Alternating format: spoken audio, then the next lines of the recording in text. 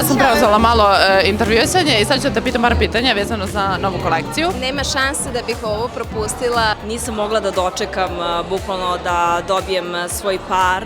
Njihova saradnja je stvarno, mislim, pogledajte ovo je ludilo. Ove godine je bilo čim sam ga videla, bilo je to. Naravno, morala sam da isprobam sve koje su bile dostupne u Jasonu, ovo su mi se nekako najviše dopale i Bukvalno su srasli svojom glavom. U prvom trenutku sam poželjala sve modele, onda rekao ajde jedan po jedan. Trenutno ovo je bukvalno neskidan, znači možda se i vidi, možete da proverite na Instagramu, samo ovaj model nosim. Nekako su, kako se to kaže danas, brze, ali u isto vreme su vrlo elegantne. Kad odaberem svog favorita, baš ga forsiram. Iskreno, ja ove naočare sada ne skidam, toliko sam se navikla na njih i toliko su mi nekako srasli uz lice, tako da Valorama, apsolutno.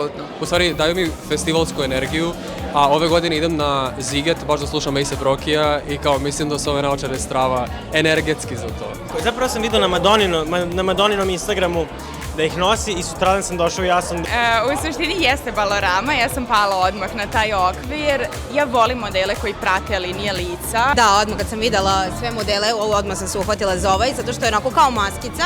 Mislim da su, nekako su u isto vreme i klasika i futurizam. Ni moda ne bi bila to što jeste bez muzike i obrnuto, nekako muzika bez mode. Na Ray-Ban me oduševljava, svaka kolekcija ima nešto što nisam mislila da će imati. Ako sam se doterala, na primer, za, evo, kao da kažemo da imamo neku letnju svadbu, bih mogla ove recimo da stavim. I isto tako, ako sam u patikama, idem sa detetom u parkić, isto mogu apsolutno ovo, tako da ga obožavam zato što je uklopiv u sve. A s obzirom da je A$AP Rocky novi kreativni direktor Ray-Bana, moje pitanje je da li bi mogla sebe da vidiš u toj ulozi?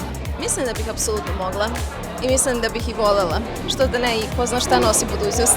Ko zna, možda su meni krije tako neki talenat dizajnerski. Nikad se ne zna.